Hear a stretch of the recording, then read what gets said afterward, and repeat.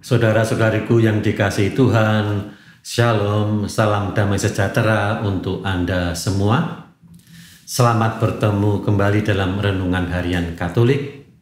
Dan secara khusus saya ucapkan selamat tahun baru. Hari ini kita merayakan Hari Raya Maria Bunda Allah. Setiap tahun itu kita rayakan setiap tanggal 1 Januari atau setiap tahun baru. Injil Lukas bab 2 ayat 16 sampai 21 merupakan Injil yang disajikan oleh gereja untuk merayakan Hari Raya Maria Bunda Allah. Hal ini mencakup peristiwa penting tentang kelahiran Yesus yang diwartakan kepada para gembala oleh para malaikat, dan dalam sukacita itulah kemudian mereka mendatangi keluarga Yusuf dan Maria dan mengucap syukur atas kehadiran Sang Mesias sesuai dengan apa yang diwartakan oleh para malaikat. Maka saya mengajak Anda untuk melihat kembali Injil ini sebagai ungkapan cinta kita akan Bunda Maria, tetapi sekaligus juga sebagai sebuah awal permenungan kita di tahun 2025 ini. Saya ingin mengajak Anda untuk melihat spiritualitas atau semangat tahun baru dari Injil ini.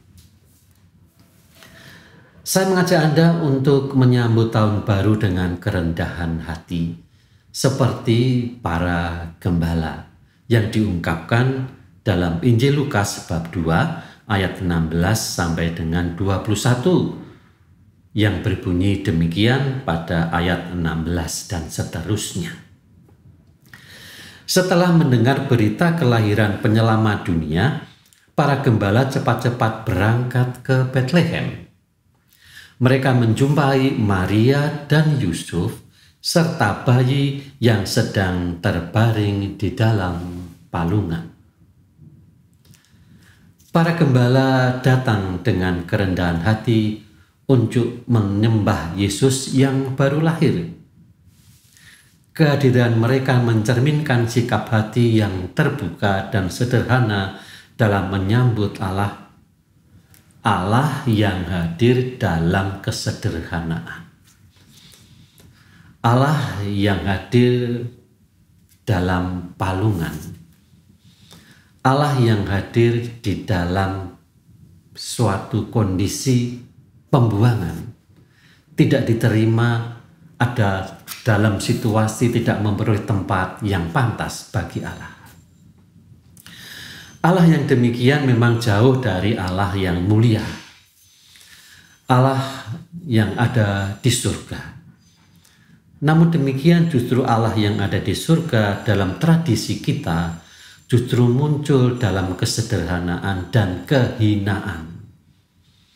Itulah suatu pandangan yang mau mengajak kita untuk selalu mau bersikap rendah hati.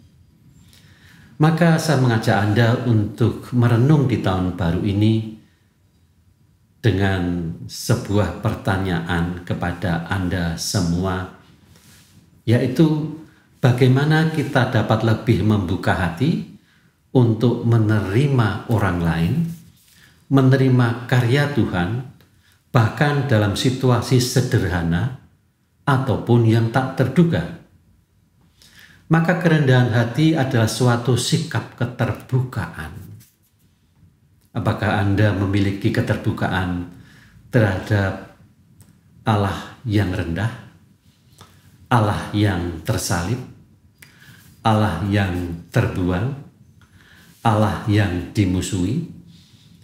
Kalau Allah saja memiliki kerendahan hati yang begitu besar, di manakah kita akan mencerminkan hal itu kalau tidak di dalam hidup kita sebagai orang-orang yang beriman kepadanya, yang mengakui akan keberadaan Allah semacam itu? Disitulah justru ada sebuah sukacita Injil. Maka dalam ayat ke-17 kita temukan itu yang berbunyi demikian. Ketika melihat bayi itu,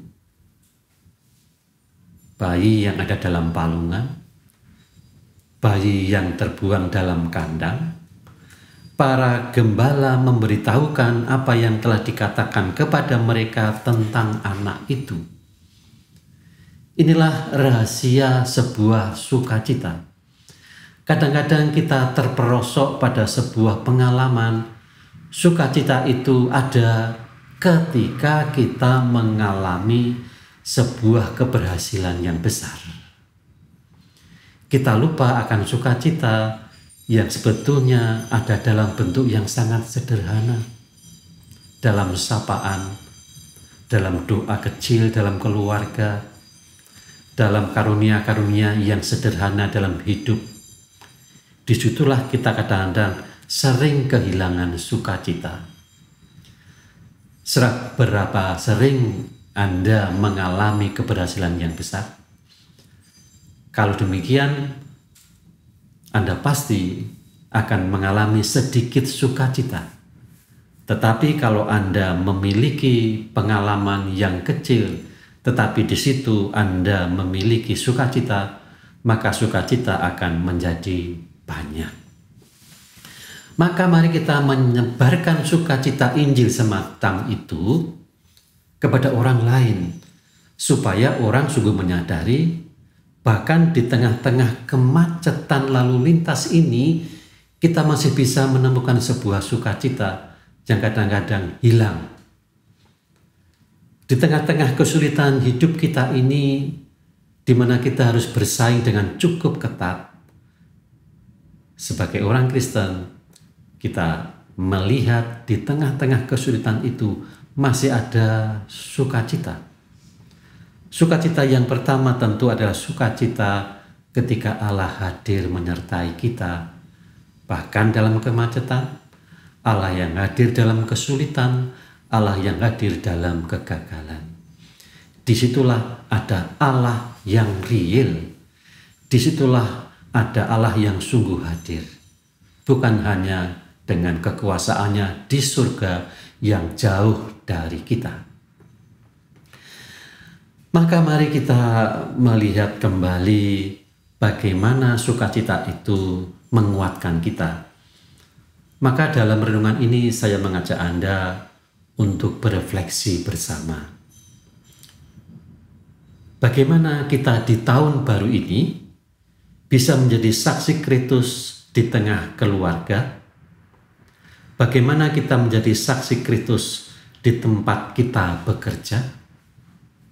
Mungkin kita tidak menyebarkan Injil di dalamnya, tetapi justru ketika kita bisa membawa sukacita dan optimisme hidup, karena Allah ada di dalam batin kita, disitulah kita menjadi saksi Kristus yang sebenarnya. Apakah kita bersedia untuk berbagi pengalaman iman dan sukacita dalam kondisi tidak ideal?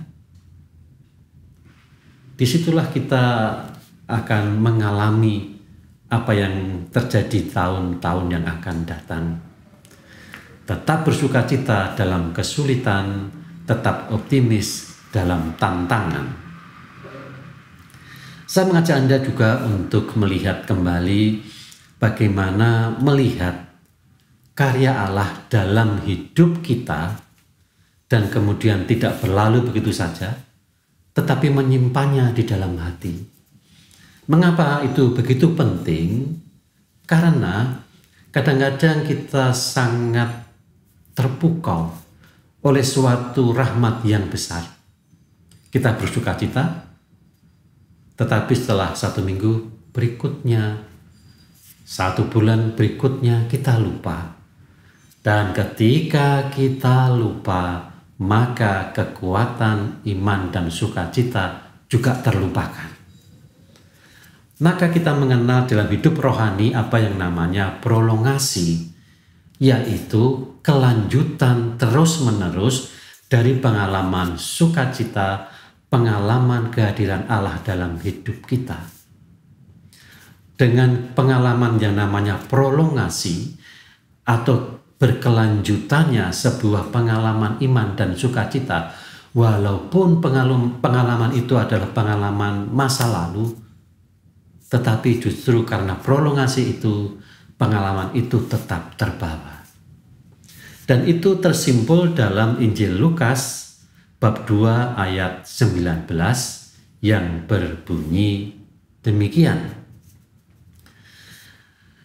Ketika para gembala menjadi pewarta tentang Yesus Kristus yang hadir dalam kesederhanaan dan terbuang semacam itu, semua orang yang mendengarnya menjadi heran. Tetapi bagaimana tentang Maria? Ayat 19 berbunyi demikian. Tetapi Maria menyimpan semua hal itu di dalam hatinya dan merenungkannya. Itulah yang artinya sebuah prolongasi. Ketidakmengertian dia tentang anaknya yang adalah Allah Putra. Bagaimana ia bisa hadir dalam kesederhanaan semacam itu? Tetapi bagaimana juga bisa kemudian pewartaan kemuliaan Allah dinyatakan lewat para malaikat? Itu semuanya dimasukkan dalam hati untuk direnungkannya. Saudara-saudaraku yang dikasihi Tuhan, saya yakin di tahun 2024 Anda mengalami juga karunia-karunia yang kecil. Jangan dilupakan. Itu kita bawa juga untuk diprolongasikan, diingat dalam tahun 2025, karena itu menjadi sumber kekuatan.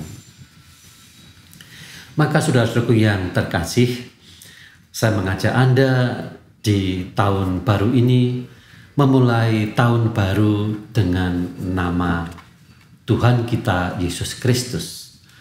Allah yang omnipoten tetapi juga omnipresent dalam kesederhanaan. Bukankah nama Yesus itu berarti Tuhan menyelamatkan? Dengan disunat dan diberi nama Yesus, secara resmi Yesus adalah penggenapan dari perjanjian lama, Allah yang hadir.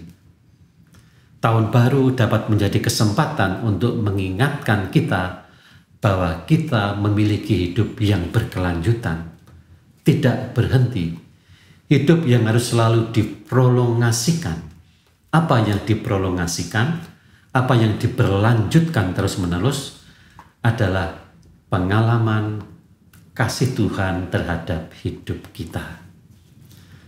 Maka dalam awal tahun ini saya mengajak Anda untuk berdoa bersama-sama supaya kehadiran Allah yang sederhana, kehadiran Allah dalam kesulitan hidup kita, kehadiran Allah dalam segala tantangan hidup kita menjadi nyata di tahun-tahun 2025 dan tahun-tahun berikutnya.